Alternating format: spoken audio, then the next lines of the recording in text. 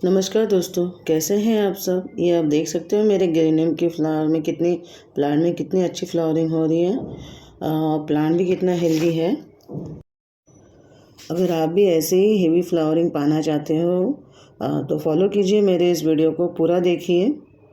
और इसमें मैं सारी जानकारी दूंगी कि कैसी पॉटिंग सॉइल बनाई जाती है, कौन से टाइप का आपको इसको मैन्योर देना है, कब कब देना है, इसका प्रूनिंग कैसे करना है, इसकी पॉट साइज़ कितनी होनी चाहिए। तो ये सारी चीज़ें हम इसमें देखेंगे। फिर सीज़न वाइज इसमें कौन से चेंजेस डालने चाहिए, कौन से मैन्योर डालने चाहिए, और इसे कितने आवर्स के लिए सनलाइट में रखना चाहिए, ये सारे डिटेल में आपको मैं आगे वीडियो बताऊंगी। और इसकी केयर कैसे लेनी चाहिए, पानी कितना देना चाहिए, ये सारे मैं इस डिटेल में इस वीडियो में बताऊंगी। तो बने रहें लास्ट तक। दोस्तों अब बात करते हैं पहले इसके पॉट की। तो मैंने 7 इंच के गमले में से लगाया हुआ है।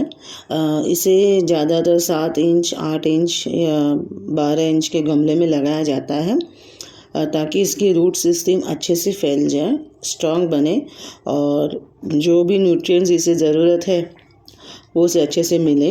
क्योंकि फ्लावरिंग प्लांट है, इसके फ्लावर्स कितने बड़े हैं आप देख सकते हो। ये सब जियो मैन्योर का कमाल है, क्योंकि इसे हर पल में रेगुलर इंटरवल्स के बाद अलग अलग टाइप के न्यूट्रिएंट्स की ज़रूरत होती है। तो अलग अलग न्यूट्रिएंट्स डालने से अच्छा है मैं एक ही जियो मैन्योर डालती जाऊँ, क्योंकि फिर वर्मी कंपोस्ट डालना पड़ता है, फिर ऑर्गेनिक मैन्योर डालना पड़ता है, फिर नीम खली डालनी पड़ती है, फिर अपना मस्टर्ड केक डालना पड़ता है, फिर अपना जो दूसरा होता है फंगीसाइड वो डालना पड़ता है, फिर कैल्शियम और बोरॉन जो माइक्रो न्यूट्रिएंट्स होते हैं वो अलग से डालने पड़ते हैं। उसके बदले में जियो मैन्योर ऑल इन वन मेरे लिए हो जाता है, तो मैं जियो मैन्योर ही यूटिलाइज़ करती हूँ। और हर 15 दिन के बाद मैं जियो मैन्योर इस प्लांट को देती हूँ। जियो मैन्योर देने से मुझे एक ही बार उसे देना है महीने में 15 दिन के बाद। तो इससे ये हो जाता है कि ज़्यादा मुझे इसकी देखभाल की ज़रूरत नहीं पड़ती है। हर 15 दिन में जियो मैन्योर डालने से ये ऑटोमेटिकली ग्रो हो जाता है, हेल्दी बन जाता है। इसमें कोई पेस्ट से भी कोई इश्यू नहीं होता है, क्योंकि जियो मैन्योर में फंगीसाइड भी होता है। और क्या बोलते हैं इसे, अपने जो different type of soil beneficial microbes है, जैसे कि ट्राइकोडर्मा है, एस्परजिलस है, ये सारे इसमें होते हैं जो नेचुरल तरीके से मेरे प्लांट्स को न्यूट्रिएंट्स पहुंचाते हैं। तो जियो मैन्योर मेरे लिए एक वरदान जैसा है, जो मेरे प्लांट्स के लिए एक कंप्लीट फूड बन जाता है। अब बात करते हैं इसके सनलाइट की। तो इसे सनलाइट मॉडरेट चाहिए होता है, बहुत ज़्यादा सनलाइट की ज़रूरत नहीं है। समर में इसे आपको शेडी प्लेस में रखना है, क्योंकि ज़्यादा सनलाइट में आप रखोगे तो इसके कलर्स जो है वो फेड होने लगते हैं और फ्लावर्स जल्दी मुरझा जाते हैं, क्योंकि ट्रांसपिरेशन ज़्यादा होता है। तो जब समर्स होते हैं तो आपको इसको डायरेक्ट सनलाइट में नहीं रखना है, वरना आप डायरेक्ट सनलाइट में इसे रख सकते हो। ये इंडोर भी होता है, आउटडोर भी होता है। आपको अभी कैसे पता चलेगा कि आपका प्लांट हेल्दी है कि नहीं है?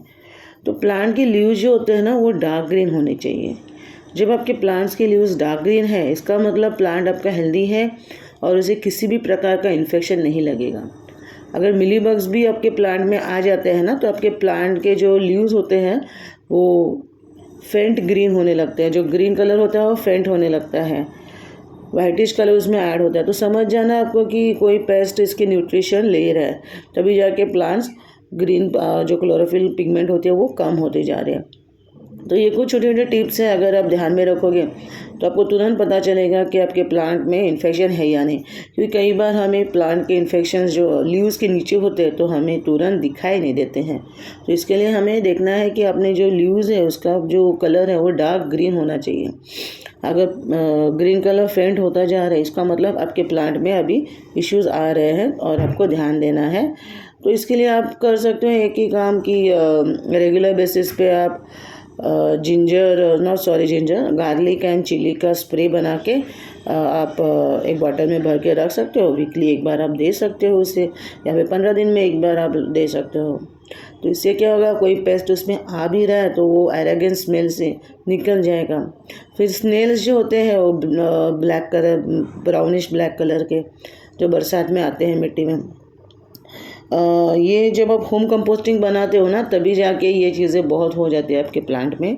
तो ये क्या करते हैं, ये जो ऐसे इनके जो बल्ब्स होते हैं ये प्लांट के, उसे खाने लगते हैं, और खाने के बाद क्या, वो प्लांट ऑटोमेटिकली मर जाता है। तो इसके लिए आप क्या कर सकते हो, जियो मैन्योर मिक्स कर सकते हो। जिनके पास जियो मैन्योर नहीं है, ख़त्म हुआ है, तो आप 2 चम्मच हल्दी के मिक्स कर सकते हो सॉइल में अच्छे से, रूट से दूर। इससे क्या होगा, वो पूरा का पूरा ये निकल जाएगा। नेक्स्ट एक होम रेमेडी है, अपने नैप्थेलिन बॉल जो हम घर में रखते हैं कॉकरोच के लिए, वो भी आप उसमें सॉइल में डाल सकते हो, रूट से दूर, ऊपर ही प्लांट के वहाँ पे आप ऐसे आराम से रख सकते हो।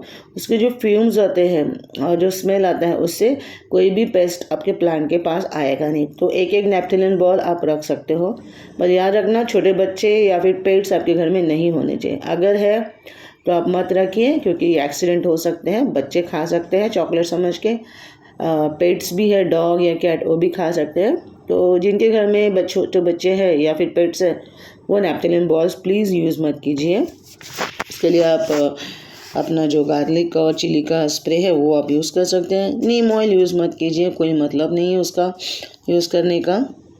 वैसे भी आप इतना कॉस्टली मंगाओगे ऑनलाइन और उसमें से कुछ इफ़ेक्ट नहीं आएगा, तो फिर वेस्टेज ऑफ मनी हो जाएगा। मेरे चैनल का ऑब्जेक्टिव यही है कि हम कम से कम लो बजट में गार्डनिंग करें और अपने पैशन को परस्यू करें।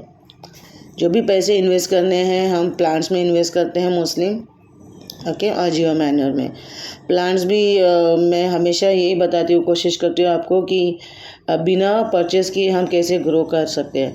ये एक दूसरा ऑब्जेक्टिव मेरे ही चैनल का है, आपको पता ही है। जो नए न्यू यूज़र्स जुड़े हुए हैं वो भी जान लीजिए कि मेरा ये जो चैनल है ऑर्गेनिक गार्डनिंग में डॉक्टर वैदेही, ये मोस्टली ज़ीरो बजट पे गार्डनिंग करना मैं सिखाती हूँ। तो घर पे जितना भी है चीज़ें उसी में हम एडजस्ट कर लेते हैं, और हमारे प्लांट्स हेल्दी भी बनते हैं। काफ़ी लोगों ने फॉलो भी किया है इस मेथड्स को, टेक्निक्स को। सेकेंडली थिंग इज़ कि पॉटिंग सॉइल का भी मैंने बताया है कई बार कैसे करना है आपको। 40% आपको कोई भी गार्डन सॉइल लेनी है। गार्डन सॉइल में आपको यही देखना है कि उसमें कोई भी इन्फेक्शन ना हो। प्लस एक चीज़ मुझे याद आ गई, कई बार लोग मुझे बोलते हैं कि मैंने पुरानी सॉइल यूज़ की थी और प्लांट लगाने से 2 हफ्ते में ही मर गया। तो वो रीज़न ये है, उसके लिए मैं एक रेमेडी बताती हूँ। अब जो पुरानी सॉइल जो होती है उसमें कई बार इन्फेक्शन लग जाते हैं, तभी जाके वो सॉइल फ्री हो गई, क्योंकि उसके अंदर का प्लांट मर गया होता है या कुछ हुआ होता है, तभी जाके उसमें प्लांट नहीं लगाते हैं या नहीं लगाया होता है, और उसमें हम नया प्लांट के लिए वो सॉइल यूज़ करते हैं। तो वो सॉइल यूज़ मत कीजिए। 1-2 महीने में आपको क्या करना है, डायरेक्ट सनलाइट में कम्प्लीटली सुखानी है स्प्रेड करके, उसके बाद ही आप उसे यूज़ कीजिए। क्योंकि क्या है, उसके अंदर इन्फेक्शंस होने के 110% चांसेस होते हैं। तो जब आप सन को एक्सपोज करते हो तो उस टेम्परेचर में कोई भी इन्फेक्शन ज़िंदा नहीं रहता है। उसके बाद आप उसे रीयूज़ कर सकते हो, उसे फेंकने की ज़रूरत नहीं है, अलग से नई मिट्टी लाने की ज़रूरत नहीं है, आप इसी को यूज़ कर सकते हो। बट 2 हफ्ते तो एटलीस्ट मिनिमम सुखाना चाहिए, वो भी डायरेक्ट सनलाइट के अंदर, ठीक है।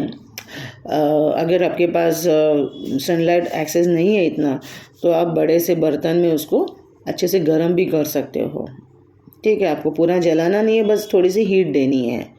तो इससे क्या होगा, उसके अंदर कोई इन्फेक्शन है तो वो मर जाएगा। सेकेंड थिंग इज़, उसके बाद आप इस सॉइल को यूज़ कर सकते हो। तो ये 40% आपकी गार्डन सॉइल होगी, 10% आपकी रिवर सैंड होगी, और बाकी के 50% आप मैन्योर डाल सकते हो। कोई भी ऑर्गेनिक मैन्योर यूज़ कीजिए।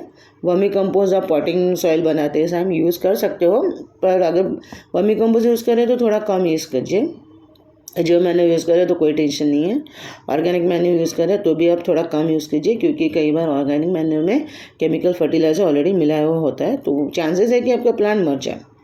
और मैं रिकमेंड करूँगी कि कावड़ंग जो है, सूखा हुआ गोबर, उसे मत यूज़ कीजिए, क्योंकि वो डिकम्पोज होता है तो मीथेन गैस को बाहर फेंकता है, इमिट करता है, तो वो मीथेन गैस आपके घर में आसपास